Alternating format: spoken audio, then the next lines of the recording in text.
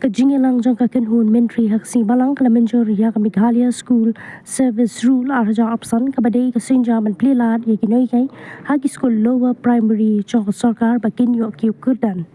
habakran bikilat pathai kubor hadin balawai ka jingelang jong ka Kynhun Myntri u Myntri rangba uletho ba ya kani ka sarkar kala shim khya namar hak service rule kabala deb kalat kamdan nakbenta kinohikai haki school lower primary but ki assistant teacher man kiew kyrdan kumta uang bahakani ka sinjam kalong man plilat yaki bakin yo man kiew kyrdan hakabede but kinohikai haki school LP jong ka sarkar.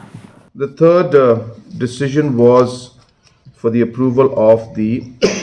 Meghalaya School Service Rules 2025. This basically has been done because in the past service rules,